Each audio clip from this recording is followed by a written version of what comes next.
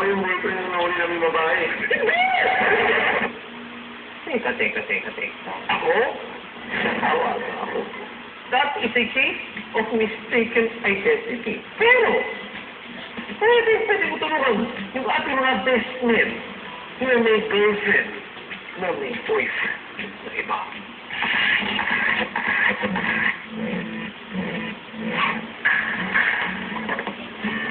Signal. Sign number 1. Strange sa appearance. May napasin pa kayong pagbabago sa pananamit o kaya sa overall look ng inyong girlfriend.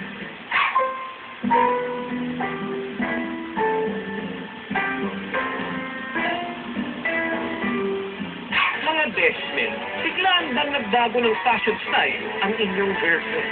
From girl next door na simple, naging pala make-up at sexy ang damit niya. Maituturing ba ito na sign na nagpapaganda na sa iba ang girlfriend mo? Yung pagbabago ng appearance mo kasi diyan kaka-attract ang isang babae, no, ng opposite sex. So kaya nga yan ang panatuntunan ng mga lalaki, no, pag nakita nila ang kanilang girlfriend, for example, biglang nagpapaganda, nagpapasexy. This is one of the first signs, no, para masabi ng isang lalaki na kung meron na yatang ginagawang kalagiman ang aking girlfriend. Sign number 2. Pinatago ang cellphone niya sa'yo. Bakit? Wala, hindi ko kilala to eh. Kaya, Hindi mo kasi siya talaga kilala. dati na pinapayag mo yung mga numero na ito. Hindi talaga ha. Oo, ganda nga. Diba? Sabi mo, mahal mo, wala na ba siyang time sa'yo pagkalit? Hindi ka na ba niya pinapansin dahil sa cellphone niya? Nakuha mo man ang cellphone niya. Wala ka nang makikita dahil kurado na ang mga hindi mo dapat mabasa. So syempre, doon sa boyfriend niya, mag-iiba na ngayon ang relasyon niya doon. Ang ibig sabihin, no, kailangan medyo discreet na ako sa phone ko. So hindi na basta-basta na ang boyfriend niya ay merong access doon sa kanyang cellphone. There must be something na itinatago niya, kaya ayaw niya ito ipabasa. Sign number 3. Affection and attention. Pababa ng pababa ng pababa. Ba, ang attention levels niya para sa'yo. Lagi, ano ba? Gusto ko laging magkasama sa'yo. Lagi tayo magkasama. Talaga? Oo. Bakit mo? Siyempre, mahal ang kita eh. Dati, gusto niyang magkatabi kayong dalawa. At puno na lang ang magkadagit na kayo. Pero ngayon, walang lutas ang pag-iisip niya kapag ikaw ang kasama. By nature, alam mo naman ang babae, no, mapaghanap, no? So lagi ang gusto niya yung kanyang boyfriend, nandyan, laging nagsusupply ng emotional needs niya sa kanyang emotional needs. Ngayon, since may iba na gumagawa nun sa kanya, so dito, nakukulangan na ngayon yung kanyang tunay na boyfriend. Uy! Wala ako sa akin. Wala ako dito. Sign number 4. Iniiwasan ka ng mga kaibigan mo. May alam mo sila na hindi mo alam? Ako siya kay Pumili. Ay, tanggal! Tanggal! Ikaw sa atin! Basta ayaw nga, as in!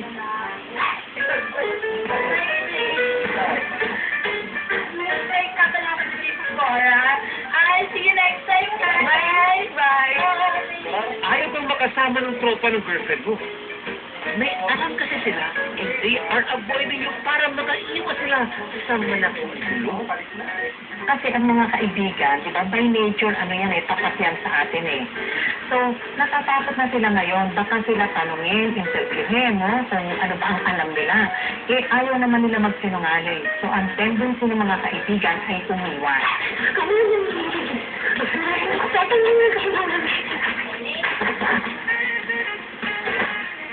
Sign number 5.